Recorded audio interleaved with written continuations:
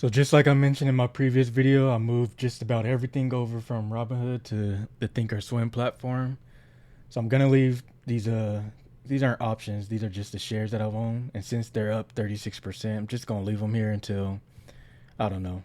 But they'll be here again until I show you that I'm changing them over or selling them out.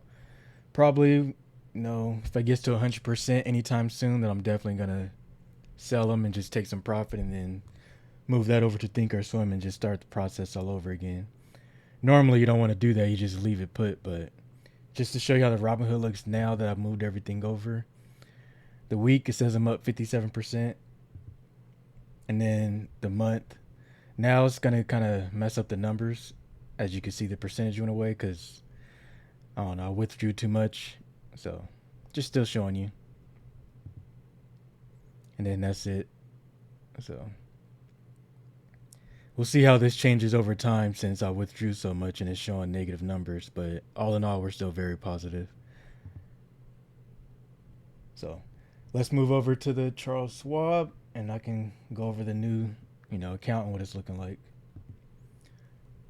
So this is my now $32,000 plus portfolio. And just to scroll so you can see some of the positions. You can see the $900 I still have in Robinhood. Got about $1,100 that I've taken profit on.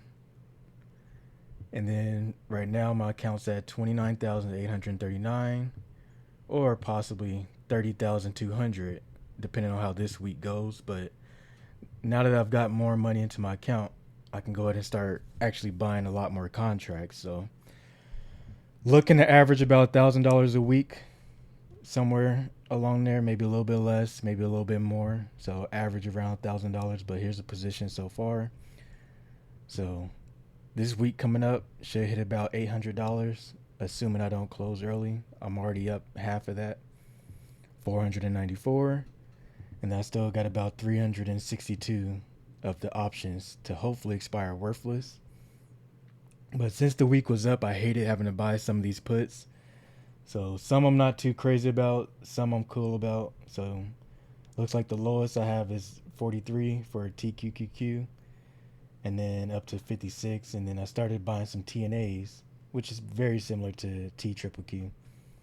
So got two TNAs and then the rest in triple Q. I'm still working on how to, make this flow a lot better. So since this is my first time really showing the Charles Schwab, it may be a little junky or janky. But if I go to my balances, it's the same thing.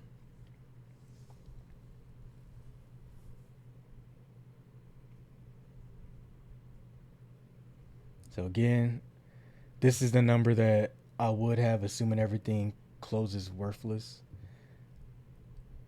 This is what I have right now. So sitting on about $12,000, which is enough for about 3 more contracts, maybe 4, depending on the price. And if I average around $100 per contract, that can be $300 to $400 on top of the $800 that I'm already expected for this week.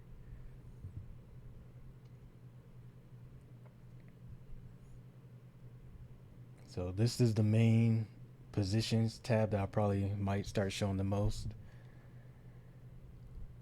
It's all the same from the summary page, nothing different. And the reason why it says plus 9,000 because that was the 9,000 I moved over from Robinhood.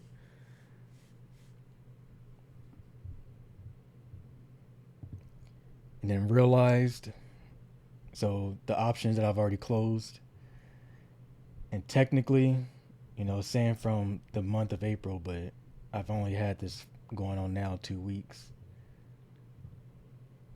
So I'm not mad. $384 net so far from the closed options. This does not include the ones that are still open. So this does not include the potential $800. It's just the ones that I've closed from last week. So 99% win ratio, which this shouldn't even go below 90, to be honest with you, unless I have to close one early, which is why I'm showing a total loss of 32 cents because I opened one and then immediately closed it. So I took a 32-cent loss. But other than that, we're sitting pretty. What else can I show you here? What's portfolio performance? Oh, I like this one. So right now I'm up 4.9%. Obviously, since I just started April 6th in this account, I'm gonna be beating the SPY and the Nasdaq. But we'll keep this running, and I'm gonna come back to this every week so we can see if I'm trending better or if I'm getting worse or staying right on. But I'm already knowing I'm gonna beat it, but still nice to have the visual. So it's pretty much my positions. Maybe let me see if I can show you the closed ones. Okay, it looks like I can. So 417, which was Friday. Sell to open, which means I just opened up another put. Here's the contract. Here's how much I got for it. So $74. So let me see if I can do just the week, the last 7 days, so you can see what I did this past week. Nice.